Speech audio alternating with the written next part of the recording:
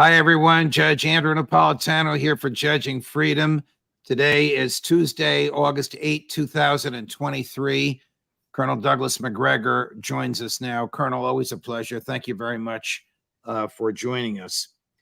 In retrospect, was it wrong for President Putin and his military commanders to employ a military policy of incrementalism in the manner in which they pursued their military goals in Ukraine? Well, that's a loaded question. I think a lot of people will debate that in future years. But I think the incrementalism is very definitely caught up with the Russians. I think that Putin, who by nature is a very cautious individual, has been extremely deliberate in pressing only as far as he thought was necessary to avoid provoking a direct confrontation with NATO and especially the United States. I think the incrementalism has reached a point now where, frankly, in his position, given the weakness of his opponent right now, really ought to end. And that's a subject for discussion that I think we should have today. Can we define incrementalism as sort of a slow, gradual buildup or amassing of troops as opposed to a massive one-time sledgehammer attack? Well, yeah, I used in the op-ed that I wrote the example of Korea in 1950, where there was a predisposition on the American side that once we fell back into this Pusan perimeter, into these defensive positions, that instead of trying to launch a major escape out of it and direct offensive against the enemy, we would sort of make short envelopments along the coast, one after the other, to gradually enlarge the Pusan perimeter. MacArthur, of course, rejected this and argued for basically a long envelopment up to Incheon that would cut off all the North Korean forces in the south, force them to then retreat, at which point in time they could be conceivably caught, trapped, whatever, and destroyed. MacArthur never had direct permission from the Joint Chiefs, and the chairman of the Joint Chiefs, Lawton Collins, thought it was too dangerous, but Truman thought it was worth trying. And MacArthur obviously was right. It changed the entire character of the war. And I think at this stage of the war, I think that Putin could do something very similar. I think his forces are in excellent condition. They could actually come out of their defenses and launch an all-out assault. But I think that Putin is still concerned about what we may do in Western Ukraine, and he doesn't want a larger war. And that's why I keep telling people, I think, despite the fact that Ukraine is at a weak point, unlike anything anybody has seen since World War II in Europe, it's the most dangerous point in the history of this crisis and conflict, because Putin, by exercising restraint, may be conveying to the West something the West wants to believe, which is that Russia is weak, that Russia can't do certain things, that their forces can't do things. Well, he's got over 300,000 combat troops sitting in reserve. If he doesn't use them soon, I think there's a higher probability that stupidity will prevail in the West than there is if he uses them to rapidly roll up the river and sit out in front of Kiev. I'm almost afraid to ask, but I have to. What would happen if stupidity prevails in the West? Would the Poles enter with ground troops?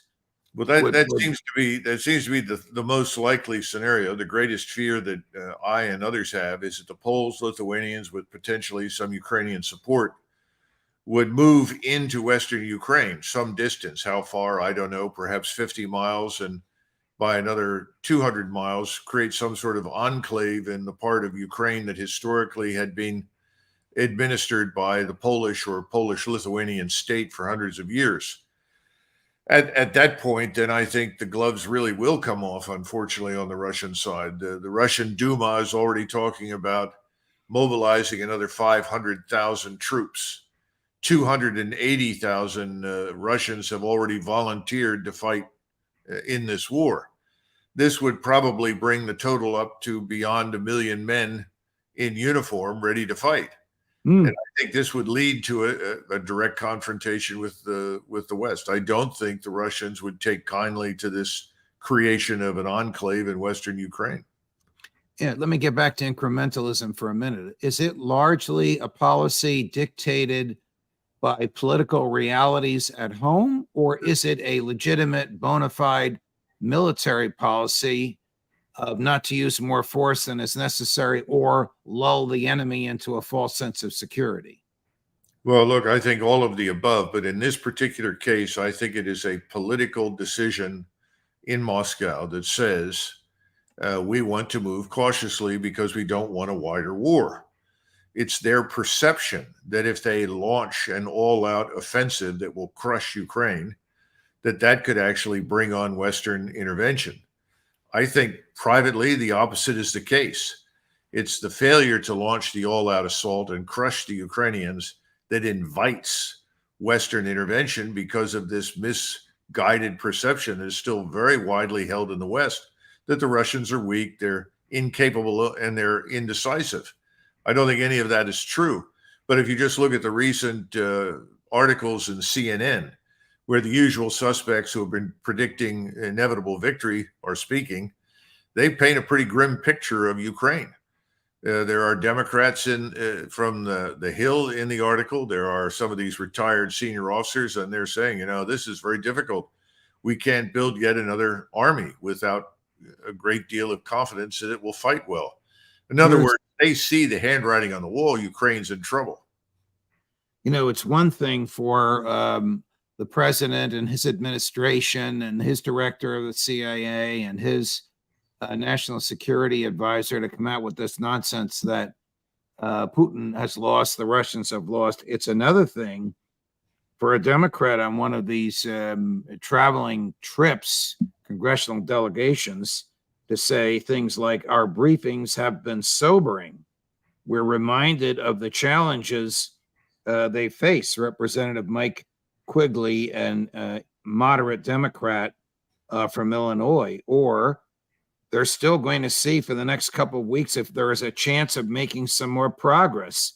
But for them really to make progress, that would change the balance of this conflict. I think it's going to be extremely unlikely. Another a Western diplomat, unnamed.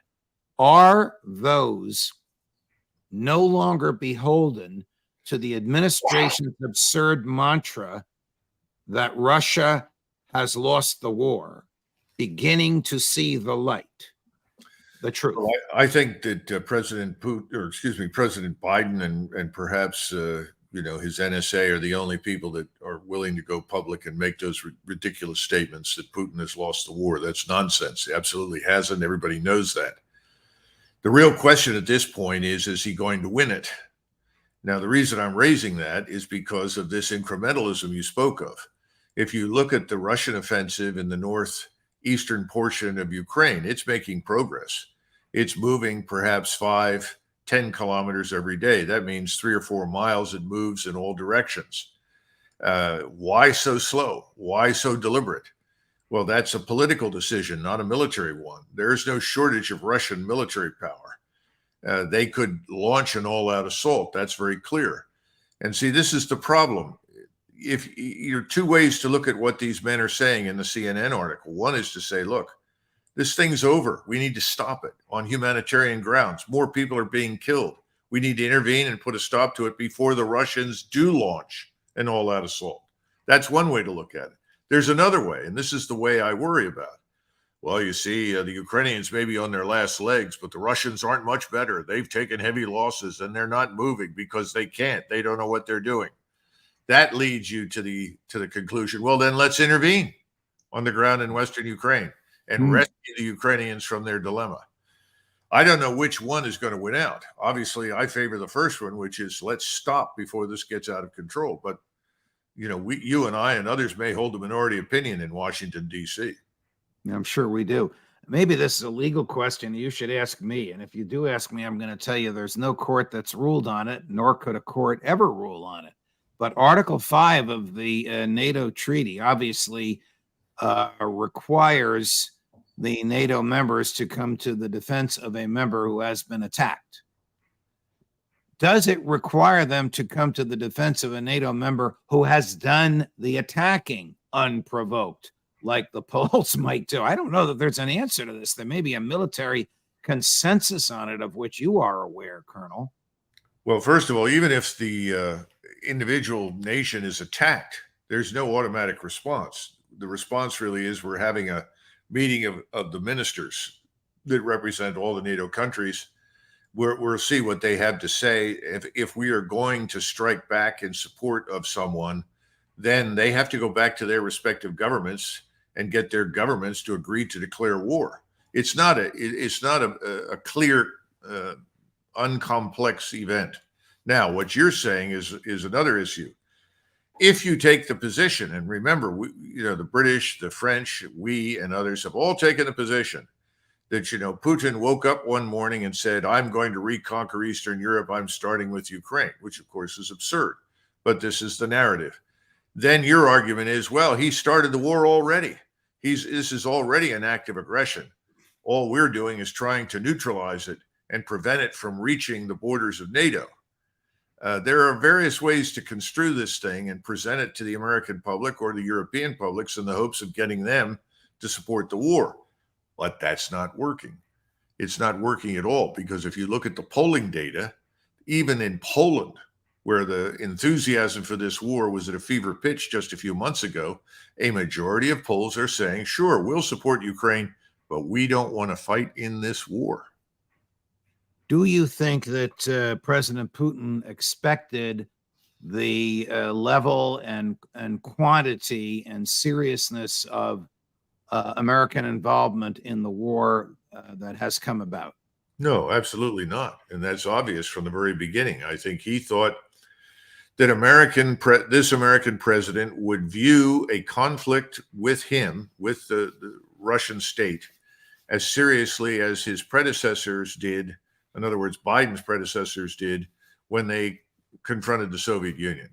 He was acutely sensitive to the nuclear balance, and he thought that once he made it clear that the Russians were deadly serious about their views in Ukraine being honored, their interests being legitimated, that we would say, oh, all right, stop, let's talk, let's sort this out.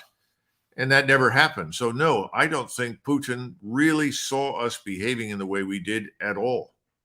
Flip side of that, did the West misjudge Putin's determination and Ukrainian weakness?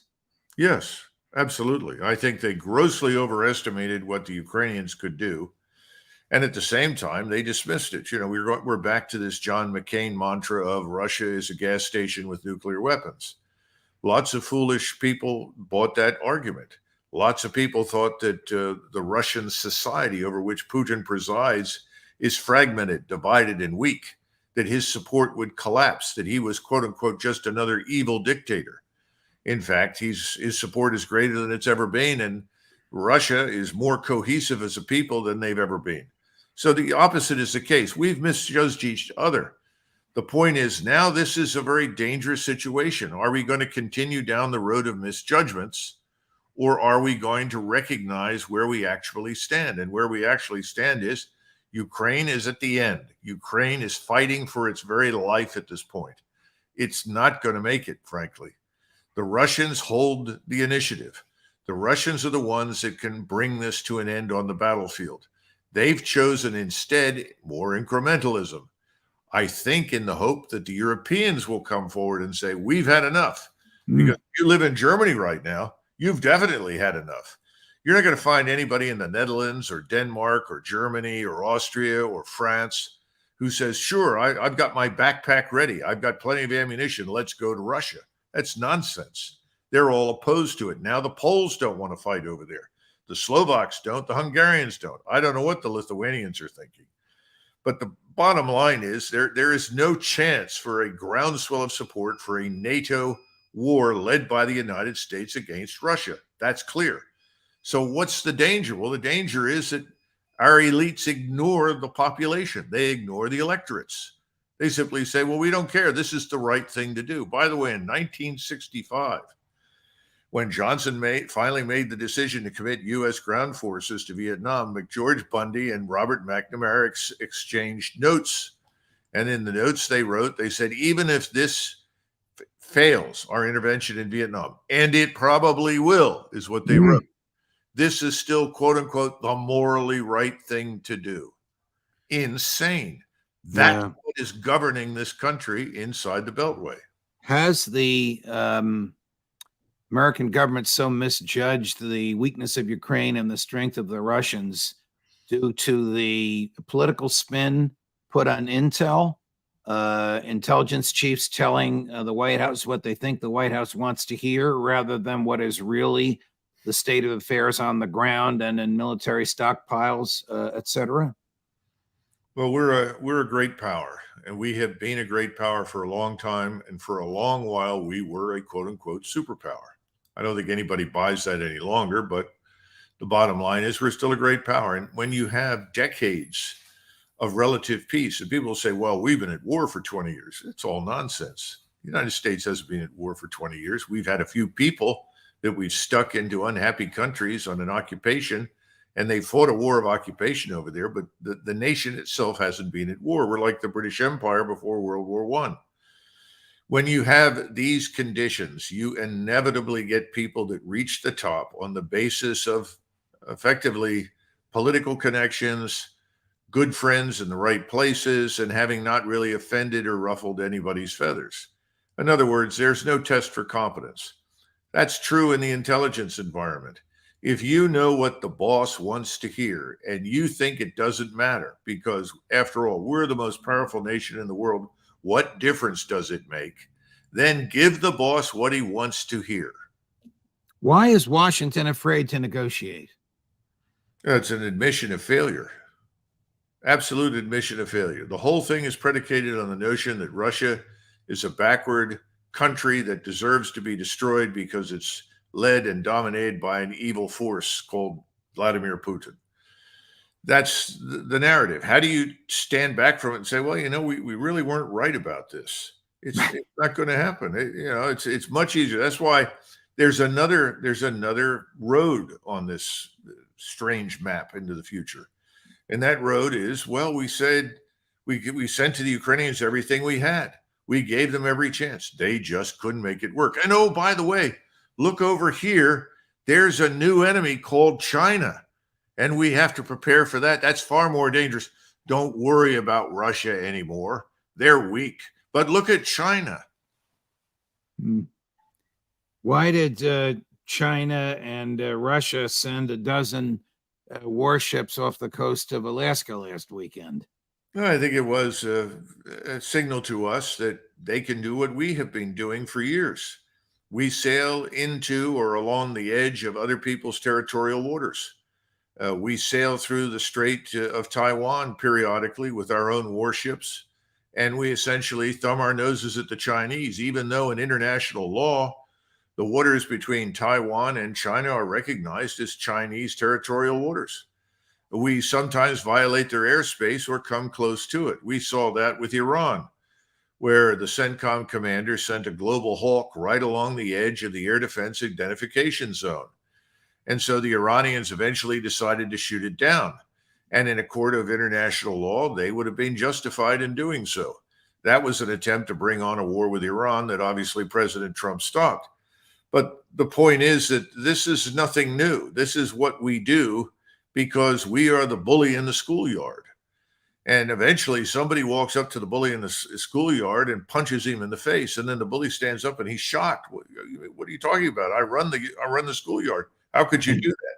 That's what's happening. And remember, these 11 ships, I mean, good Lord, 11 ships do not constitute much of anything at sea. But these 11 ships were sitting out in international waters. We've actually had exercises conducted with U.S. air and naval power and ground forces, along with our allies in the Baltic, just 50 miles from St. Petersburg.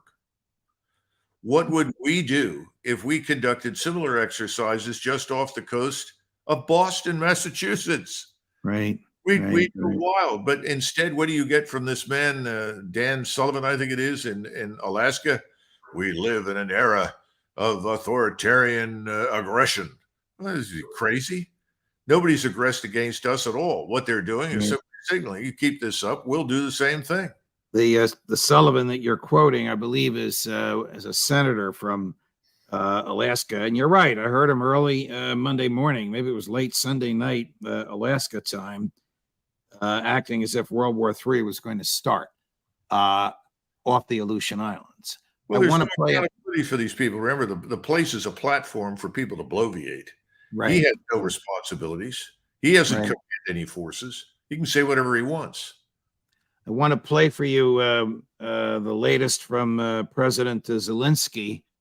It's in Ukrainian, but there's a computerized translation. It's not that clear, but it is clear that he's using a phrase 2 or 3 times that I've never heard him use before. Air shield.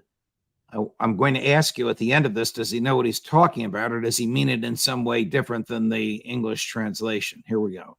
In this week alone, Russian terrorists have already used 65 different missiles and 178 attack drones against us, included 87 Shaheeds. We managed to shoot down a significant number of them. We will do our best to make the Ukrainian sky shield only stronger. Here in our skies, we can prove that terror is losing. Altogether we can prove it, all partners. The responsible position of each partner in supplying air defense systems and missiles to them is very important. Complete protection against terror is needed here. Ukraine can win this battle, and our sky shield will eventually guarantee security for the whole of Europe. We are equally eager to see F-16 jets in action in Ukrainian skies as soon as possible. All right, I misspoke. He said sky shield, but you get the point. I mean, we have known for a long time from the documents allegedly revealed only by Jack Teixeira, the Massachusetts National Guardsman, the accuracy and authenticity of which the federal government has never challenged, that the Pentagon has thought for some time now, going back to February of this year, that Ukraine's air shield, sky shield, air defenses, whatever you want to call it, would be completely degraded by early June. That was 3 months ago, early June. The statement he made was 3 days ago. Well, he's talking, when he says sky shield, it's what the Russians call integrated air defenses. In other words, multiple types of air defense missiles and guns and radars overlapping around an area to prevent it from being attacked successfully and destroyed. Now, we don't have anything like integrated air defenses. We have paid insufficient attention to it, in my judgment. That's another subject for discussion. But the Russians learned from the Second World War the criticality of doing this. And they have gotten to the point now, thanks to new microcircuitry and breakthroughs in technology, to build a very formidable shield, if you will, for themselves, called integrated air defenses. Now, Zelensky went into this war without that because, of course, he was dealing with NATO. We don't have that in Europe. There is no quote unquote sky shield, which, points to the ludicrous notion of going to war with the Russians. How do we protect ourselves from thousands and thousands of missiles and other penetrating technologies, unmanned, manned, so forth? He is telling the truth. They're in a lot of trouble. A few weeks ago, Kiev was very close to evacuation. They had been just showered with missiles and drones and so forth to the point where they could no longer protect themselves. We've rushed in, along with the British, the French, and others, an enormous number of missiles. The problem is that corporations like Raytheon, Lockheed Martin can't produce enough fast enough to replenish the stocks in Ukraine. It's very simple. If you're sitting on an air defense battery with an anti-missile defense system, whether it's the US or UK or any other, you are predisposed to shoot at least 2 missiles at every incoming target. Well, it's not hard to run the defenses out of missiles very quickly. Right. And that's what the Russians have done. And that's what he's talking about. And that's not going to improve. Raytheon and Lockheed and all of them, which receive hundreds of billions of dollars from the taxpayers, cannot make ammunition fast enough for us to give to Ukraine. What would happen if we needed that level of ammunition and amount of ammunition for our own defenses, Colonel? We'd lose. And this has not been a priority for us because historically we've relied on manned aircraft, the U.S. Air Force or the Naval Air Force, to supply us with protection from enemy air forces and at the same time to provide close air support for our advancing ground forces. The bottom line is we're not ready for this. This is the 21st century. We'll always have some manned aircraft, but the 21st century, more than ever, is the age of missiles, precision-guided missiles, precision-guided drones, as we call them, whether they're quadcopters or they're enormous in size, like B-52s. It doesn't make any difference. That's the world we live in right now, and we're not prepared for it. Colonel Macgregor, always a pleasure, my dear friend. Thank you so much for joining us. Okay. Thank you, Judge. Wow. No matter what we talk about, there's a devastating answer you just gave. We'd lose. But your candor is so refreshing. So welcome to the audience. Thank you again. Sure. Judge Napolitano for Judging Freedom. If you liked what you just saw, like and subscribe. We have another goal in our subscriptions. It's 250,000 subscriptions by Christmas time. We grow every week thanks to all of you liking and subscribing. We're up to about 187,000 now. 250,000 by Christmas. More as we get it. Judge Napolitano for Judging Freedom.